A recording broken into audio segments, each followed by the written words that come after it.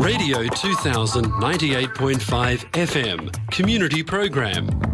सामाजिक हिंदी कार्यक्रम दर्पण आकाशवाणी 2098.5 FM।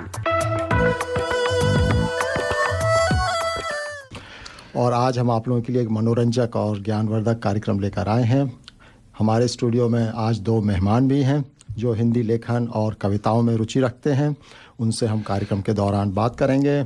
तो श्रोताओं, जैसा हमने आपसे कहा था, आज हमारे साथ स्टूडियो में मेहमान भी हैं, एक नहीं बल्कि दो हैं, और वो पति पत्नी हैं, वरिष्ठ नागरिक हैं। तो मैं मिस्टर से शुरू करता हूं। तो आपका नाम है लक्ष्मी चंद तिवानी। उनका संक्षिप्त परिचय देना चाहूँगा जब हम उससे पहले हमसे बात करना आरंभ करें। आपका जन्म है 24 अक्टूबर 1942। 1942 प्रदीप जी, मुझको थोड़ा सा एक रिंग करता है क्योंकि पिछले दिनों हमने कुछ कार्यक्रम किए हैं तो हमारे बॉलीवुड के कई बड़े कलाकार इस वर्ष में पैदा हुए हैं। सबसे अमिताभ बच्चन। अमिताभ बच्चन तो इस महीने में भी पैदा हुए हैं। तो अच्छा। आपसे 13 दिन जो है वो अमिताभ बच्चन बड़े हैं, समझ लीजिए। प्लस राजेश खन्ना, आशा पारेख, ये सब जो हैं वो 1942 के जो हैं। तो चलिए, विशेष वर्ष था। तो आपका जन्मदिन जो है वो जैसा बताया अक्टूबर 1942। आपने किया है MA गणित में। अच्छा। हाँ, और 35 वर्ष का सरकारी नौकरी का अनुभव है आपको। हिंदी व सिंधी में कविता, गीत, भजन लेखन, कविता पाठ व सांस्कृतिक गतिविधियों में प्रतिभागिता है आपकी। और कार्य के क्षेत्र में देखा जाए तो रिटायर्ड हैं डिप्टी सेक्रेटरी भारत सरकार से, और विभिन्न पत्र पत्रिकाओं में कविताएं, गीत व लेखन प्रकाशित हुए हैं। अनेक काव्य प्रतियोगिताओं में पुरस्कार से सम्मानित भी हुए हैं। और केंद्रीय हिंदी निदेशालय के सौजन्य से नवोदित लेखक के रूप में संगोष्ठियों में प्रतिभागिता आपकी रही है। और आपका एक कविता संग्रह हरि को पहिंजो आहे, जिसका अर्थ होता है हर एक अपना है, प्रकाशित हो चुकी है। तो उपलब्धियां आपकी काफ़ी हैं। तो तिवानी जी, आपका हमारे स्टूडियो में स्वागत है।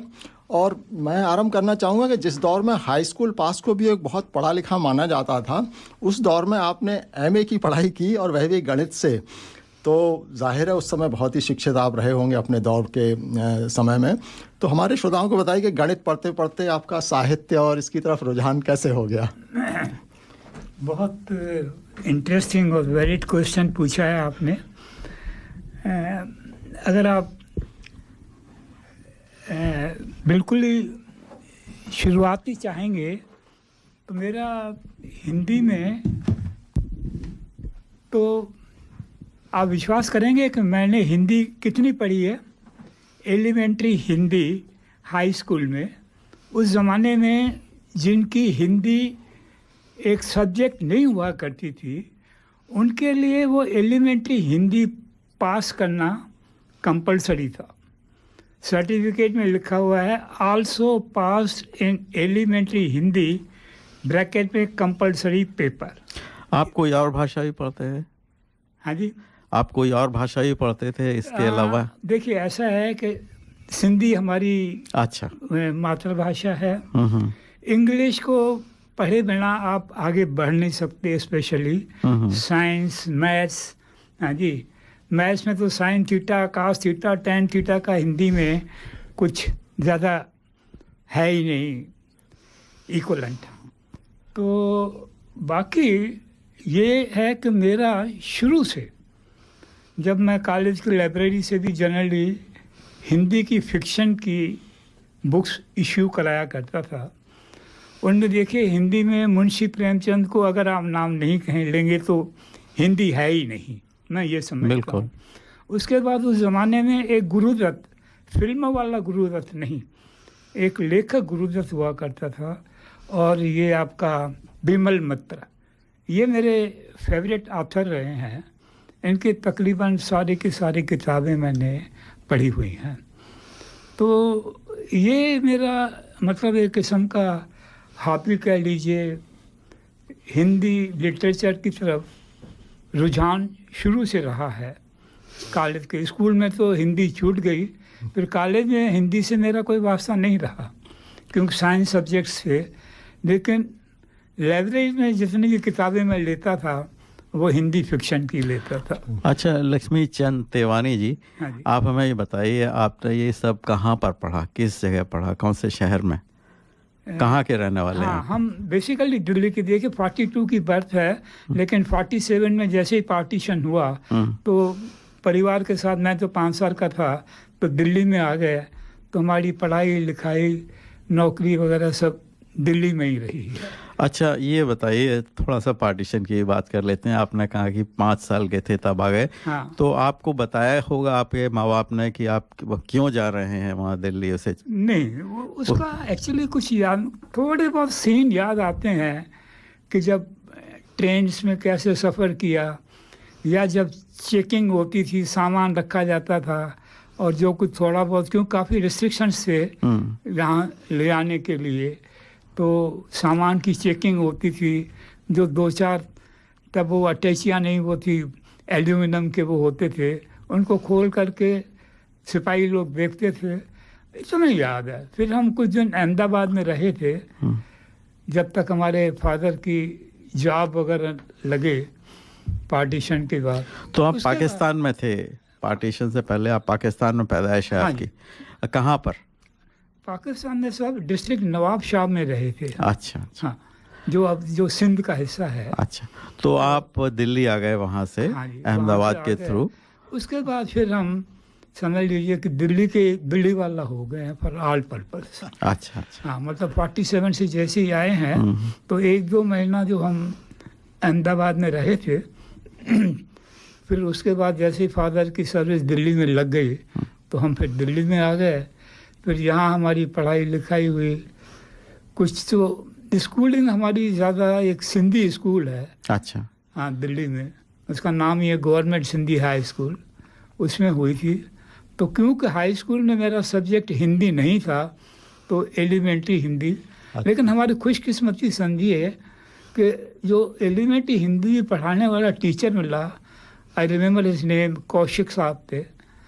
उन्होंने एलिमेंट्री हिंदी हम लोगों से क्लियर कराने के बाद नवंबर में उन्होंने हेडमास्टर से कहा कि ये बच्चे बड़े अच्छे हैं, सिर्फ मेरे नहीं पूरी क्लास के लिए, और मैं अभी इनका एग्ज़ाम तो हो गया लेकिन मैं इनको पढ़ाना चाहता हूँ। अच्छा। तो मुझे याद है उसने हमें टेक्स्ट बुक पुरस्कार और अन्य कहानियाँ, एक कंपाइलेशन है। अच्छा। बड़ी अच्छी, इसमें सुदर्शन और ये 1-2 बड़े अच्छे लोगों की कलेक्शन है, वो पढ़ाया। तो तब से आप समझ लीजिए वो इनबिल्ट हो गया या क्या हो गया। अच्छा, उसके बाद आपने ग्रेजुएशन कहाँ से किया? ग्रेजुएशन भी दिल्ली यूनिवर्सिटी से की है। अब लेकिन बस ये है कि फिर मेरा फिक्शन से या लिटरेचर से एकेडमिकली रिश्ता टूट गया। अच्छा। क्योंकि फिर हमारे सब्जेक्ट्स रहे फिजिक्स, केमिस्ट्री, मैथमेटिक्स। अच्छा। ये ग्रेजुएशन में रहे। फिर पोस्ट ग्रेजुएशन हमने मैथमेटिक्स में की है। तो उसके बाद आपने गवर्नमेंट सर्विस ज्वाइन कर ली? हाँ जी, हमारे यूपीएससी के थ्रू हम एंटर हो गए थे। अच्छा, ये बताइए कि आपकी फिर शादी हो गई? हाँ जी। शादी आपकी कैसे हुई? आप थोड़ा सा उसका बैकग्राउंड बताइए। शादी तो ऐसे है कि ये लोग तो जयपुर में रहते थे। अच्छा। तो उसमें कोई वो, इट इज़ अरेंज मैरिज, इसमें कोई फिक्शन नहीं है। अच्छा। तो आपने कहा ना कि फिक्शन से नाता छूट गया था, तो वो शादी को ही रेफर कर रहे थे। अच्छा, ये बताइए कि आपके पेरेंट्स ने लीला जी को देखा और उसके बाद आपने देखा उन्हें शादी के पहले कि नहीं? हाँ, नहीं, ऐसा है कि हमारे पेरेंट्स का, इनके फादर का और मेरे फादर का, दोनों लेट हैं, आपस में जान पहचान थी। अच्छा। हाँ, तो अब जैसे ये टाइम आया तो कुछ करेस्पॉन्डेंस वगैरह हुई। तो ये तो जयपुर में रहते थे तो हमें जयपुर में इनको देखने जाना पड़ा फादर वगैरह के साथ। आप शौक से जाना पड़ा क्या? आप शौक से गए होंगे? अच्छा। कोशिश ये थी कि ये दिल्ली आए, इसीलिए कह रहा हूँ। अच्छा। लेकिन उन्होंने कहा कि नहीं, पहले हम दिल्ली नहीं आएंगे, बाद में हम दिल्ली में ही आएंगे। अच्छा। शादी कराने तो दिल्ली में आना पड़ा उनको, लेकिन देखने के लिए हमें जयपुर जाना पड़ा। अच्छा, तो हमारे श्रोता लोग लीला जी से तो बहुत चलिए हमारी अच्छी तरह- बातचीत प्रदीप जी जारी रहेगी। और एक्चुअली एक चीज़ और मैं जानना चाहूँगा कि आज़ादी से पहले जो था वो भारत में उर्दू का बहुत ज़ोर था। हाँ क्या वहाँ के उस दौर के जितने लोग हैं वो उनकी, इवन जैसे प्रेमचंद का जो नाम इन्होंने लिया वो एक्चुअली उर्दू के लेखक थे, और काफ़ी कहानियाँ जो हम हिंदी में पढ़ी हैं वो उनके जो हैं वो रूपांतरण हैं, ट्रांसलेट की गई हैं। तो जो उर्दू से जो हिंदी का ट्रांजिशन हुआ है इंडिपेंडेंस के बाद, उसके बारे में भी थोड़ी जानकारी चाहेंगे। तो दोस्तों हमारी बातचीत जारी है तेवानी कपल से। तो हम इसके पहले कि हम लीला जी के पास जाएं, हम अपने लक्ष्मी चंद तेवानी जी से एक बात और पूछना चाहते हैं कि आप जब वहाँ पर आए तो आपने कौन से कॉलेज से ग्रेजुएशन किया? ग्रेजुएशन मैंने वहाँ देशबंधु कॉलेज है, अच्छा, वहाँ से की बीएससी तक। उसके बाद थोड़ा सा नौकरी करने का भी इरादा था, तो मैंने जो पोस्ट ग्रेजुएशन मैथमेटिक्स में की है वो इवनिंग क्लास में की है दिल्ली यूनिवर्सिटी के, अच्छा, जिसका नाम था institute of post graduation studies. अच्छा, ठीक है। वो दिल्ली के आर्ट्स फैकल्टी बिल्डिंग में होती। तो हम इस बात पर थे कि आप गए थे लीला जी को देखने के लिए, जयपुर गए थे जी। अच्छा, तो हम अब लीला जी की बात पर आ जाते हैं। लीला जी आप बताइए, आपने जब देखा लक्ष्मी चंद जी को तो आपको कैसा लगा, और आप इंतजार कर रही होंगी ये कब आएंगे और कब देखेंगे? बिल्कुल। तो आपने चाय बनाकर पिलाई थी कि नहीं? नहीं, चाय का तो उस टाइम कोई ऐसा खास रिवाज नहीं था। अच्छा, बाकी और 15 अगस्त का दिन था, तो उन दिनों तो ज़्यादा चाय की है भी नहीं, तो ठंडा ही चलेगा। अच्छा, ठंडा ही चली थी। तो आपने क्या बात की थी लक्ष्मी चंद जी से? एक्चुअली हमारी बात तो हो नहीं पाई थी। अच्छा, अच्छा, अच्छा। उस टाइम ऐसा जमाना था हाँ। कि बात नहीं हो पाई। अच्छा, आपकी लक्ष्मी चंद जी आपकी कितनी उम्र रही होगी जब आपकी शादी हुई? शादी में आप समझ लीजिए 25 साल। 25 साल। और लीला जी आप? 21 साल। 21 साल। ये सही समय होता है एक्चुअली शादी करने का। सही, आजकल बच्चे लोग शादी बड़ी मुश्किल से करते हैं, बड़ा मुश्किल हो जाता है एक्चुअली, क्योंकि बच्चे बड़े हो जाते हैं जब तो अपनी अकल लगाने लगते हैं। तो ये होता है। बिल्कुल, आजकल 30 साल से पहले बोलो तो बोलते हैं कि अभी तो दिस इज नॉट टाइम। हाँ, तो समय, लेकिन प्रदीप जी इससे पहले एक समय वो भी था जब वो 14 और 15 साल की उम्र में शादियाँ, तो अगर लंबे अगर उसमें देखें तो बढ़ता रहा है समय, तो वो 25-28 हुआ, फिर 30 हुआ, और आजकल 30-35 के बीच का चल रहा है। तो ये तो परिवर्तनशील है। तो चलिए ठीक है लीला जी, हम शादी हो गई आपकी, इसके आगे हम आपसे नहीं पूछेंगे, लेकिन आपके कितने बच्चे रहे? 2 बच्चे हैं हमारे। अच्छा, दोनों यहीं पर हैं? बिटिया है, अच्छा, वो 1969 में पैदा हुई थी। अच्छा, और बेटा है, वो 9 जनवरी, जैसे महेंद्र कपूर जी के जन्मदिन है, तो 9 जनवरी 1972 को पैदा हुआ। अच्छा, आप शादी के पहले से कविता लिखती हैं?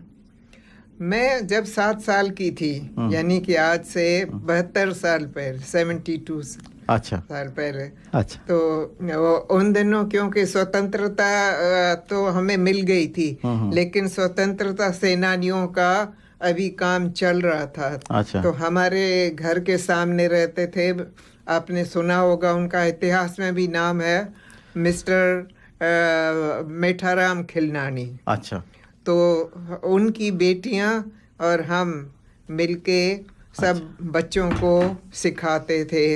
तो सिखाने के लिए हमें कविता लिखनी भी पड़ती थी। तो आप दोनों की शादी हो गई तो आप दोनों कविता लिखते थे, कभी एक दूसरे पर भी लिखी है कैसा? थोड़ा बहुत लिखने। अच्छा, ये तो जोड़ी बहुत अच्छी लगी। बिल्कुल प्रदीप जी, लीला जी का संग्रह जो है कविताओं का 5000 से अधिक है, तो कोई विषय ऐसा है नहीं अछूता जिस पर इन्होंने कविता नहीं लिखी हो। जैसे आज नए वर्ष का हम लोग स्वागत कर रहे हैं पहले कार्यक्रम से, तो आज के लिए भी लीला जी के पास कुछ न कुछ पंक्तियां होंगी हमारे श्रोताओं को सुनाने के लिए, यदि हो तो सुनाइए लीला जी। सबसे पहले तो सबको नए साल की बहुत बहुत शुभकामनाएं। मैं आपको नए साल का तराना सुना रहे हैं। नया है साल सुंदर सा तराना मिलके गाना है, मिली है जो मधुर यादें उन्हें संग लेके जाना है।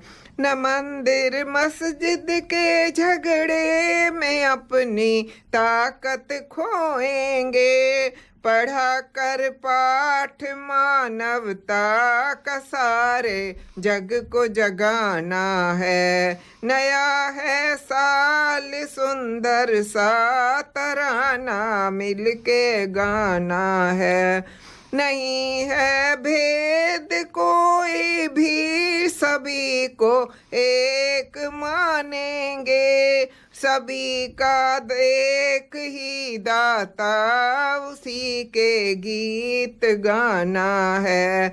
नया है साल सुंदर सा तराना मिलके गाना है। कभी सुख है कभी दुख है, न यूं ही धीरज खोएंगे, निकालेंगे कोई रास्ता दुखों से क्या घबराना है।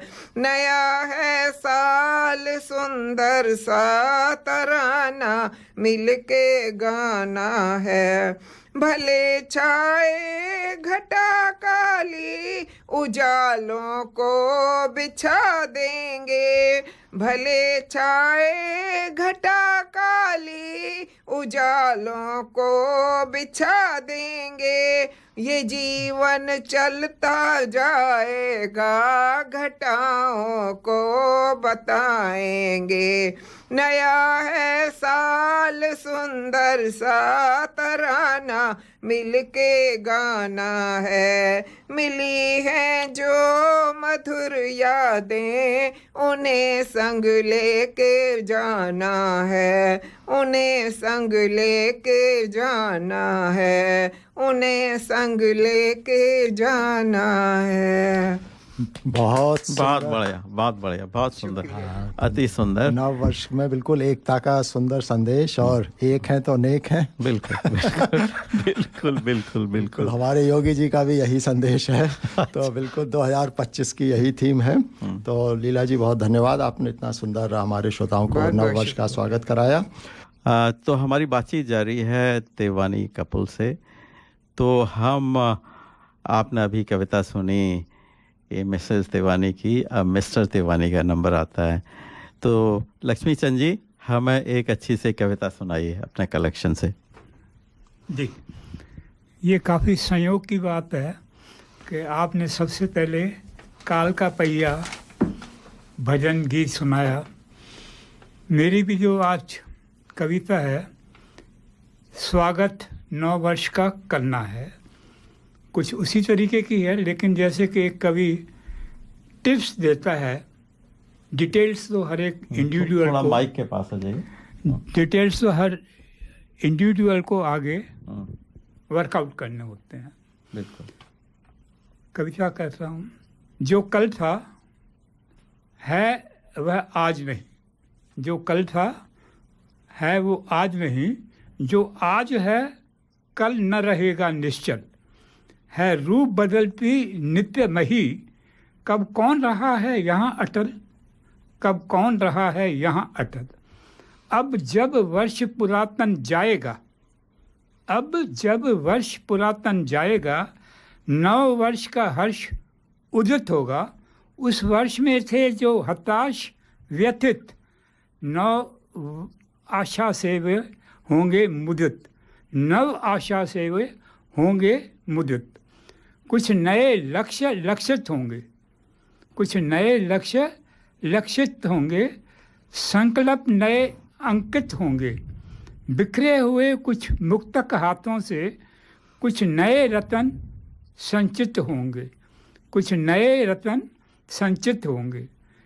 ले सीख भूत की भूलों से, ले सीख भूत की भूलों से, उज्जवल भविष्य को गढ़ना है, उज्जवल भविष्य को गढ़ना है। नव ऊर्जा से घट भरना है, नव ऊर्जा से घट भरना है। स्वागत 9 वर्ष का करना है, स्वागत नववर्ष का करना है।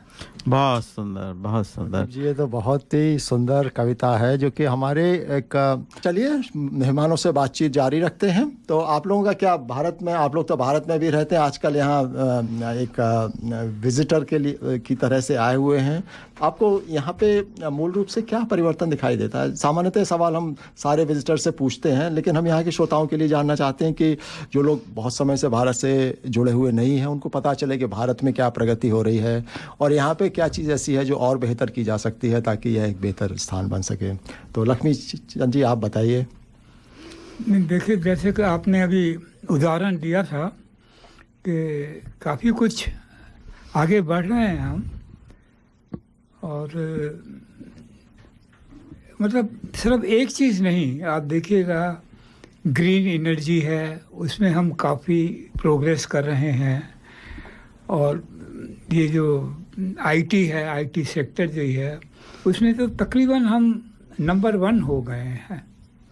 अच्छे अच्छे लोग जो ये हमारी जो कंपनीज है, TCS हुई, इन्फोसिस हुई, ये हुई, आप देखते होंगे अगर ये जो विंबलडन मैचेस वगैरह होते हैं उसमें जो कुछ टाइमिंग और बहुत सी चीज़ें जो है वो इन्फोसिस जो इंडिया की है उसने की हुई है। HCL टेक्नोलॉजी वो यहाँ पर अच्छी तरह से अडॉप्ट हो गई है। तो इस टाइम मतलब हम काफ़ी स्पीड से बढ़ रहे हैं, बढ़ तो रहे हैं लेकिन काफ़ी स्पीड से बढ़ रहे हैं, और काफ़ी स्प्रेड है। गेम्स में देख लीजिए, ये क्रिकेट का जो आजकल का उदाहरण, वो तो एक छोटा सा अलग सी बात है एक। हाँ जी, बाकी देखिए हमने कहाँ क्या नहीं किया। हमारे इवन एथलीट्स में हमारे प्लेयर्स देख लीजिए, वो कैसे बाला फेंकते हैं। हाँ जी, तो और इसरो की प्रोग्रेस देख लीजिए। सबसे बड़ी चीज़ जो हो रही है कि वुमेन की एजुकेशन और लिबरलाइजेशन बहुत हो रही है, और ऐसी ऐसी स्कीम्स आ रही हैं जो लेडीज़ को इन्वेस्ट करने के लिए इनकरेज करते हैं। आप देखिए, मेरे को आपको जो ब्याज मिलता है उससे सीनियर सिटीज़न को 0.5 ज़्यादा मिलता है, और उससे भी ऊपर वुमेन सीनियर सिटीज़न को 0.2 या 0.3% ज़्यादा मिलता है। वो ठीक है आपकी बात कि विमेन का उसमें उसके कुछ थोड़े से नेगेटिव पॉइंट्स भी हैं। अब हम लीला जी से अनुरोध करेंगे कि वो नीरज जी के बारे में हमें कुछ और बताएं। नीरज जी के बारे में बताने से पहले मैं 2-3 छोटी छोटी बातें करना चाहती हूँ कि एक तो जैसे अभी प्रदीप जी ने इतनी सुंदर जानकारी दी, तो ये दर्पण का ये विशेषता रही है कि इनके जो शोध होते हैं वो उन शोध को सुनकर हमें ऐसा लगता है कि हम तो कुछ भी नहीं कर पाते। दूसरी एक छोटी बात, जैसे हमने सुविचार में सुना था कि हम प्रयास हमारे हाथ में है, तो हम अगर कभी अक्सर हम कहते हैं कि वक्त आने दो अपना। वक्त कभी आता नहीं है, वक्त को लाना पड़ता है। सिर्फ बात करने से बात नहीं बनती, कुछ करके दिखाना पड़ता है। बिल्कुल बिल्कुल बिल्कुल, बहुत अच्छा। और दूसरी ये बात है कि जैसे अभी हम वर्ष 2024 की अचीवमेंट्स की बात कर रहे थे, तो सबसे बड़ी अचीवमेंट जो मुझे लगी वो ये है कि मैथिली शरण गुप्त जी की पोती 7 साल की, उन्होंने एक किताब लिखी। 3 महीने उस बच्ची को किताब लिखने में लगे और वो वर्ल्ड रिकॉर्ड में आ गई। अच्छा। तो मुझे तब मैंने हर चीज़ पे मैं ब्लॉग लिखती हूँ, तो जब मैंने ये ब्लॉग लिखा मुझे याद आया कि मैं भी 7 साल में मैंने लिखना शुरू किया था, और उस बच्ची ने तो 7 साल में की उम्र में 3 महीने लगाकर एक किताब लिख ली। बहुत बढ़िया, बहुत बढ़िया। तो और एक जैसे हम बात कर रहे थे कि भारत और ऑस्ट्रेलिया का अंतर, तो मुझे लगता है कोई अंतर नहीं है। हमें यहाँ आते जाते 25 साल हो गए हैं। ये हमारी सिल्वर जुबली है। अच्छा। 99 में हम आए थे यहाँ। अच्छा तो हमारे घर के पास एक दुकान थी, जी। वहाँ पे हम शॉपिंग करने गए। एक स्वेटर मुझे बहुत बढ़िया पसंद आया, $3 का था, 25 रुपए का डॉलर था उस टाइम। तो जब मैं खरीदने लगी तो उन्होंने कहा कि आपने शॉप का नाम देखा है? तो वो यह था कि ये पुराने होती है। जी। फिर मैंने उसको छोड़ दिया। अच्छा तो ये मुझे ईमानदारी बहुत अच्छी लगी। ऐसी ईमानदारी हमारे इंडिया में भी हुई कि मैं सफल की दुकान पे गई, सामान लेके गई थी, तो वहाँ पे ऐसे मैंने एक पैकेट मेरा वहाँ नमक का रह गया। तो जब घर गई मैंने देखा नमक का पैकेट नहीं है। अगले दिन मैं फिर कुछ लेने गई, मैंने उसको कहा, कहते बहन जी बहुत अच्छी बात हुई, आपका नमक यहाँ रह गया, क्योंकि हमने जब रात को खाना खाने के लिए हमें नमक चाहिए था तो हमें नमक नहीं मिला, लेकिन हमें ये पैकेट दिखा, हमने यूज़ किया और 13 रुपए का वो नमक था। उन्होंने मुझे 13 रुपए ज़बरदस्ती दिए। मैंने कहा कोई बात नहीं, कहते नहीं आप मेरा नमक खाइए। इसलिए तो ये मुझे लगता है कि ऐसा कुछ भी नहीं है। और अब नीरज जी के बारे में कुछ कभी लाइन में पढ़ूंगी। नीरज साहित्य गगन सम विशाल। नीरज साहित्य गगन सम विशाल, ये मेरी कविता का शीर्षक है। जन्म शती कवि नीरज जी की, 2 सदियों के गीतकार नायक, 24 के भी और 25 के, अभी तक वो गीतकार नायक ही चल रहे हैं। पद्मश्री व पद्म भूषण से सम्मानित, गीतों गजलों कविताओं के गायक। दर्शन और दर्द भरे थे उनके गीत, दर्शन और दर्द भरे थे उनके गीत, दिल छूने वाले शब्द भावार्पण। कारवां गुजर गया, देखते रह गए, भारतीय संगीत को दी नव पहचान। प्रेम क्या है बताते नीरज जी के गीत, खिले कमल से अप्रतिम बेमिसाल। नीरज कमल, खिले कमल से अप्रतिम बेमिसाल, उगते सूर्य की लालिमा से रंजित, नीरज साहित्य गगन सम विशाल। कोटि नमन नवी नीरज जी को, कोटि नमन कवि नीरज जी को, अमर रहेगी उनकी मधुर आवाज़। अलीगढ़ से हुआ आज गीतकार की जन्म शती जश्न का शुभ आगाज। कोटि कोटि नमन कवि नीरज गोपाल जी को। धन्यवाद लीला जी, आपने नीरज जी की जन्म शती का बिल्कुल बहुत ही शुभारंभ किया है और आशा करते हैं अगले 1 वर्ष तक जो है नीरज जी के बारे में उनकी सुंदर कविताएं, सुंदर गीत हम लोग सुनते रहेंगे और हिंदी साहित्य में उनके ऊपर जो है वो नए नए कार्यक्रम इस वर्ष होते रहेंगे, ऐसी अपेक्षा की जाती है। और ऑस्ट्रेलिया में जैसे सूरज सबसे पहले उगता है, वैसे ही हमने नीरज जी के कार्यक्रम की जो है 4 तारीख को उनका बर्थडे होता है, 5 तारीख से ही हमने आरंभ कर दिया है और यह प्रक्रिया भारत में भी चलती रहेगी। और उसके अलावा लीला जी धन्यवाद, आप लोगों ने हम लोगों का उत्साहवर्धन किया और हम लोगों का भी प्रयास यही रहता है कि श्रोताओं का एक मनोरंजन और ज्ञानवर्धन साथ साथ एक संतुलित भाव से करते रहें। तो और आशा आप लोगों का अगर प्रोत्साहन रहेगा तो आगे भी यह प्रक्रिया जारी रहेगी। ऋचा जी कहती हैं, कवि नीरज जी को लीला जी की श्रद्धांजलि कविता बेहद सुंदर।